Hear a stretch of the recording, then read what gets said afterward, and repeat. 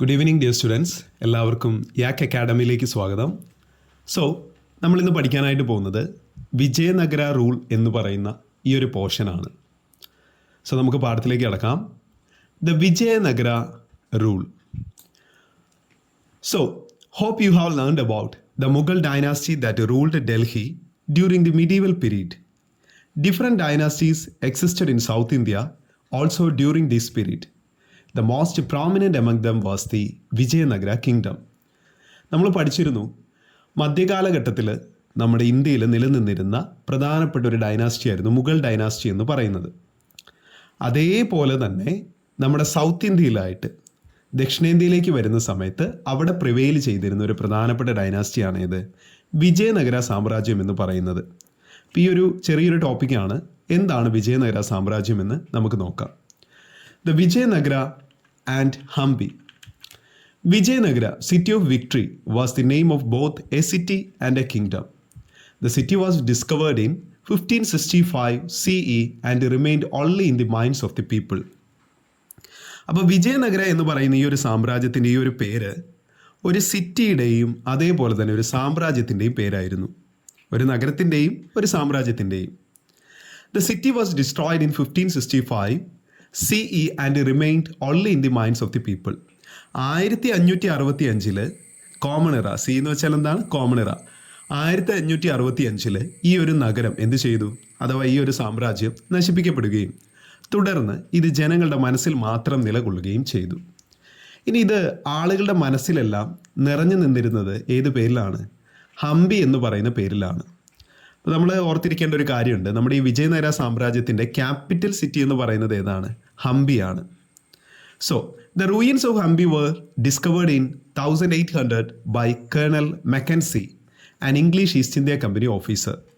അപ്പോൾ ഈ ഒരു വിജയനഗര സാമ്രാജ്യത്തിലെ ഹംപി എന്ന് പറയുന്ന ഈ ഒരു ക്യാപിറ്റൽ സിറ്റിയുടെയൊക്കെ ഒരു ശേഷിപ്പുകൾ, അവശിഷ്ടങ്ങൾ കണ്ടെത്തിയിട്ടുള്ളത് 1800-കളിൽ കേണൽ മെക്കൻസി എന്ന് പറയുന്ന ഈസ്റ്റ് ഇന്ത്യ കമ്പനിയിലെ ഓഫീസറായിരുന്നു. ആരാണ്? Colonel McKinsey.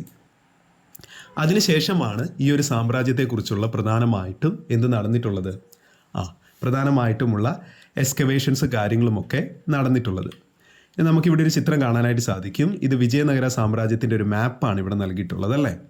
സോ നിങ്ങളിത് നോക്കുന്ന സമയത്ത് ഈ റെഡ് കളറിൽ കാണുന്ന ഈ പോർഷൻസ് എല്ലാം തന്നെ ആരുടെ ഭാഗമായിരുന്നു?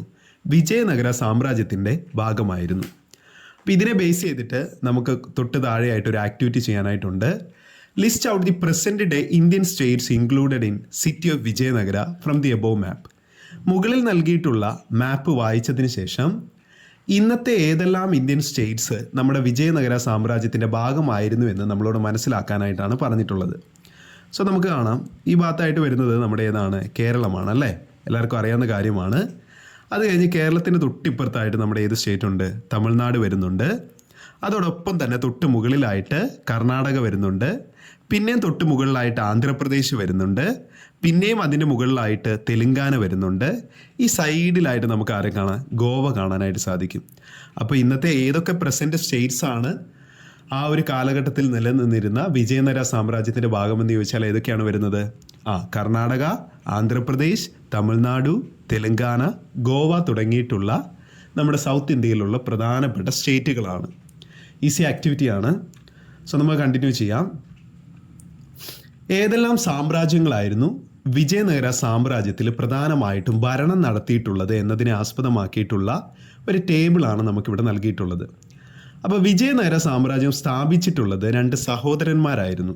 അവരുടെ പേരാണ് Harihara and Bukka. The Vijayanagara was founded in 1336 CE by the brothers Harihara and Bukka. Harihara അതേപോലെ ബുക്ക എന്ന് പറയുന്ന 2 സഹോദരന്മാരാണ് എന്ത് ചെയ്തിട്ടുള്ളത്?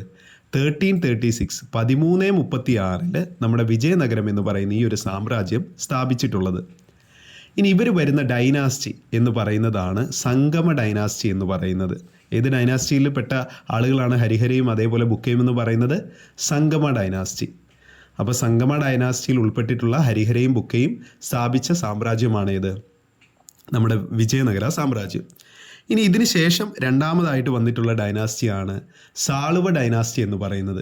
അപ്പോൾ സാളുവ ഡൈനാസ്റ്റിയിലെ പ്രധാനപ്പെട്ട രാജാവായിരുന്നു ആര്? നരസിംഹ സാളുവ എന്ന് പറയുന്ന വ്യക്തി. ആരാണ്? നരസിംഹ സാളുവ. ഇനി അതിനുശേഷം തുളുവ ഡൈനാസ്റ്റി വന്നു. തുളുവ ഡൈനാസ്റ്റിയിൽ പ്രധാനപ്പെട്ട 2 രാജാക്കന്മാരുണ്ടായിരുന്നു. ഒന്നാമത്തെ ആൾ വീരനരസിംഹയും രണ്ടാമത്തേതോ കൃഷ്ണദേവരായയും. അപ്പം നമ്മൾ ഓർത്തിരിക്കേണ്ട ഒരു കാര്യമുണ്ട്, ഈ ഒരു സാമ്രാജ്യം വിജയനഗര സാമ്രാജ്യം സ്ഥാപിച്ചിട്ടുള്ളത് ഹരിഹരയും അതേപോലെ ബുക്കയുമാണെങ്കിലും ഈ വിജയനഗര സാമ്രാജ്യത്തിൽ ഏറ്റവും പ്രശസ്തനായിട്ടുള്ളതും ഏറ്റവും ഫേമസ് ആയിട്ടുള്ളതും അതേപോലെ തന്നെ ഏറ്റവും പവർഫുൾ ആയിട്ടുള്ള റൂളർ എന്ന് പറയുന്നത് ആരാണ്? നമ്മുടെ കൃഷ്ണദേവരായരാണ്. അപ്പോൾ ഇദ്ദേഹത്തിൻ്റെ കാലഘട്ടത്തിലാണ് നമ്മുടെ ഈ സാമ്രാജ്യം എന്തായി മാറിയത്? ഒരു വെൽത്തി കിങ്ഡം, ഒരു സമ്പന്നമായിട്ടുള്ള ഒരു സാമ്രാജ്യമായിട്ട് മാറിയിട്ടുള്ളത്.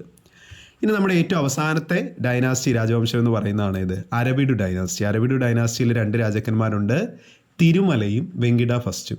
അപ്പോൾ ഇത് നിങ്ങൾ ഓർത്തിരിക്കണം. ചിലപ്പോൾ ഇത് മാച്ച് ദ ഫോളോയിങ് ആയിട്ട് ഏതൊക്കെ ഡൈനാസ്റ്റിയിൽ ഏതൊക്കെ റൂളേഴ്സ് ആണെന്നുള്ളത് നമ്മളോട് ചോദിക്കാം. അപ്പോൾ ഇതൊരു 3-4 പ്രാവശ്യം റിപ്പീറ്റ് ചെയ്ത് വായിച്ചാൽ ഇത് നമ്മുടെ മനസ്സിൽ പതിയും. സംഗമ ഡൈനാസ്റ്റി ഹരിഹര ആൻഡ് ബുക്ക ഫൗണ്ടിങ് ഫാദേഴ്സ് ആണ്. സാളുവ ഡൈനാസ്റ്റി നരസിംഹ സാളുവ. തുളുവ ഡൈനാസ്റ്റി വീരനരസിംഹയും കൃഷ്ണദേവരായയും. അരവിഡു ഡൈനാസ്റ്റിയിലേക്ക് വരുന്ന സമയത്ത് തിരുമലയും വെങ്കിട ഫസ്റ്റും. ഓക്കെ, അപ്പോൾ പോർച്ചുഗീസ് ട്രാവലർ ആയിട്ടുള്ള ബർബോസ എന്ന് പറയുന്ന ആ ഒരു സഞ്ചാരി നമ്മുടെ വിജയനഗര സാമ്രാജ്യത്തെക്കുറിച്ച് ഇവിടെ പറഞ്ഞിട്ടുള്ള കാര്യങ്ങൾ എന്തെല്ലാമാണെന്ന് നമുക്ക് നോക്കാം. അപ്പോൾ അവിടെ പ്രധാനമായിട്ടും പറയുന്നത് കൃഷ്ണദേവരായയുടെ കാലഘട്ടത്തിലുള്ള കാര്യങ്ങളാണ്. The king allotted such freedom that any one irrespective of being Christian, Jew, Moor or heathen can come and go and live according to his creed without being annoyed in any way. Equality was ensured by the judicial system present. അപ്പോൾ പറയാണ്, Christian വിശ്വസിക്കുന്ന ആളുകളാണെങ്കിലും juice എന്ന് പറയുന്ന ആളുകളാണെങ്കിലും ജൂതന്മാരാണെങ്കിലും Moors എന്ന് വെച്ചാൽ നമ്മുടെ ഇസ്ലാം മതത്തിൽ വിശ്വസിക്കുന്ന ഒരു കാറ്റഗറി ഓഫ് പീപ്പിൾ ആണ്. അതേപോലെ ഹീതൻ എന്ന് വെച്ചാൽ അവർ പ്രകൃതിയാണ് പ്രധാനമായിട്ടും ആരാധിക്കുന്നത്. അപ്പോൾ ഏത് മതവിശ്വാസങ്ങളിൽ ആചരിക്കുന്ന വ്യക്തികളാണെങ്കിൽ കൂടി they can come and go and live according to his creed without being annoyed in any way. അവർക്ക് അവരുടെ വിശ്വാസം എന്ത് ചെയ്യാനായിട്ട് സാധിക്കും? പ്രാക്ടീസ് ചെയ്യാനായിട്ട് സാധിക്കും. അതുവരെ ആരും തന്നെ എന്ത് ചെയ്യില്ല, ഒരിക്കലും അനോയ് ചെയ്യില്ല എന്നാണ് പറയുന്നത്. And equality was ensured by the judicial system present. അവിടെ എന്ത് നടപ്പിലാക്കിയിരുന്നു? അവിടെ ഉണ്ടായിരുന്ന നീതിന്യായ സംവിധാനം, തുല്യത, ഇക്വാലിറ്റി അവിടെ നടപ്പിലാക്കിയിരുന്നു, ഉറപ്പുവരുത്തിയിരുന്നു എന്നതാണ് ഇതിൻ്റെ ഒരു പ്രത്യേകത. അപ്പോൾ നമുക്ക് നോക്കാം കൃഷ്ണദേവരായരുടെ കാലഘട്ടത്തിൽ എന്തൊക്കെ ചേഞ്ചസ് ആണ് നമ്മുടെ വിജയനഗര സാമ്രാജ്യത്തിൽ വന്നതെന്ന് നോക്കാം. The reign of Krishnadevaraya was a period of imperial expansion and development of the empire. അപ്പോൾ കൃഷ്ണദേവരായരുടെ കാലഘട്ടത്തിലാണ് ഏറ്റവും കൂടുതൽ നമ്മുടെ വിജയനഗര സാമ്രാജ്യം എന്ത് ചെയ്തിട്ടുള്ളത്? എക്സ്പാൻഡ് ചെയ്തിട്ടുള്ളതും അതേപോലെ സാമ്രാജ്യത്തിൽ ഒരുപാട് ഡെവലപ്മെൻറ്റ്, പുരോഗതി കൈവരിക്കാനായിട്ട് സാധിച്ചിട്ടുള്ളതും. Lot of construction works were carried out during his reign. Apart from constructing more facilities in the capital city of Hampi, he also built new forts, palaces and temples. അപ്പോൾ നമ്മുടെ ഈ വിജയനഗര സാമ്രാജ്യത്തിൻ്റെ capital city അഥവാ തലസ്ഥാന നഗരിയായിട്ടുള്ള ഹംപിയിൽ മാത്രമായിരുന്നില്ല എന്ത് കൊണ്ടുവന്നിട്ടുണ്ടായിരുന്നത്? ഒരുപാട് കൺസ്ട്രക്ഷൻസും കാര്യങ്ങളും ഡെവലപ്മെൻറ്റും എല്ലാം കൊണ്ടുവന്നിരുന്നത്. കൂടാതെ തന്നെ ഒരുപാട് കോട്ടകളും ഫോർട്ടുകളും പാലസസ് അഥവാ കൊട്ടാരങ്ങളും അതേപോലെ തന്നെ ക്ഷേത്രങ്ങളും ഈ ഒരു കാലഘട്ടത്തിൽ സാമ്രാജ്യത്തിൽ എന്ത് ചെയ്തിട്ടുണ്ട്? പണി കഴിപ്പിച്ചിട്ടുണ്ട്. Another important reason for his fame was religious tolerance. അത് മാത്രമല്ല, അദ്ദേഹത്തിൻ്റെ കൃഷ്ണദേവരായയുടെ ഈ ഒരു ഫേമസ് ആയിട്ടുള്ള അദ്ദേഹത്തിൻ്റെ ഈ ഒരു ഫെയിം എന്ന് വെച്ചാൽ പ്രശസ്തിയുടെ മറ്റൊരു പ്രധാനപ്പെട്ട കാരണം എന്ന് പറയുന്നതാണ് ഇത് റിലീജിയസ് ടോളറൻസ് എന്ന് പറയുന്നത്. മതസഹിഷ്ണുത നിലനിർത്തിയിരുന്ന ഒരു രാജാവായിരുന്നു നമ്മുടെ കൃഷ്ണദേവരായ. എല്ലാ മതങ്ങളെയും എന്ത് ചെയ്തു? തുല്യമായിട്ട് അദ്ദേഹം കണ്ടിരുന്നു. All religions were treated equally by him. The people of different religions were allowed to follow the beliefs freely. Art, literature and cultural spheres also witnessed remarkable progress under Krishnadevaraya. ഇനി അതുമാത്രമല്ല, കല, അതേപോലെ തന്നെ സാഹിത്യം, അതേപോലെ തന്നെ കൾച്ചർ, സാംസ്കാരികപരമായിട്ടുള്ള മേഖലകളിലെല്ലാം തന്നെ ഒരുപാട് പ്രോഗ്രസ് കൈവരിക്കാനായിട്ട് കൃഷ്ണദേവരായരുടെ കാലഘട്ടത്തിൽ സാധിച്ചു എന്നുള്ളതാണ് മറ്റൊരു പ്രധാനപ്പെട്ട കാര്യം. അപ്പോൾ നമ്മളിപ്പോൾ കണ്ടു, കൃഷ്ണദേവരായരുടെ കാലഘട്ടത്തിലാണ് ഏറ്റവും കൂടുതൽ ഇമ്പീരിയൽ എക്സ്പാൻഷൻ, സാമ്രാജ്യത്തിന് വളർച്ച കൈവരിക്കാനായിട്ട് സാധിച്ചിട്ടുള്ളത്. അദ്ദേഹം ഹംപിയിൽ മാത്രമല്ല പുരോഗതി കൊണ്ടുവരാനായിട്ട് പ്രയത്നിച്ചത്, ക്യാപിറ്റൽ സിറ്റിയിൽ കൂടാതെ തന്നെ ഒരുപാട് ഫോർട്ടുകളും പാലസുകളും ടെമ്പിളുകളും അദ്ദേഹം എന്ത് ചെയ്തു? കൺസ്ട്രക്ട് ചെയ്തു. ഇനി അദ്ദേഹം റിലീജിയസ് ടോളറൻസ് മെയിൻറ്റെയിൻ ചെയ്തിട്ടുള്ളൊരു വ്യക്തിയായിരുന്നു. അതേപോലെ കലാ, സാഹിത്യം, അതേപോലെ സാംസ്കാരിക മേഖലകളിലെല്ലാം തന്നെ അദ്ദേഹം എന്ത് ചെയ്തു? റിമാർക്കബിൾ ആയിട്ടുള്ള പ്രോഗ്രസ്, നേട്ടങ്ങൾ അദ്ദേഹം കൈവരിച്ചു എന്നുള്ളതാണ് നമ്മളിപ്പോൾ പഠിച്ച കാര്യം. ആൻഡ് അദ്ദേഹത്തിൻ്റെ പ്രധാനപ്പെട്ട വർക്കുകളെക്കുറിച്ച് ഇവിടെ പറയുന്നുണ്ട്. And authored the works Amukta Malyada and also Jambavati Kalyanam. And he promoted Telugu, Kannada and Tamil literature and scholars known as Ashtadiggajas adorned the court of Krishnadevaraya. അപ്പോൾ പറയാണ്, കൃഷ്ണദേവരായരുടെ ഈ ഒരു കാലഘട്ടത്തിൽ തന്നെ അദ്ദേഹം പ്രധാനമായിട്ടും 2 വർക്കുകൾ അദ്ദേഹം ചെയ്തിട്ടുണ്ട്. അതിലൊന്നാമത്തെ വർക്ക് എന്ന് പറയുന്നതാണ് അമുക്ത മല്യാട എന്ന് പറയുന്നത്.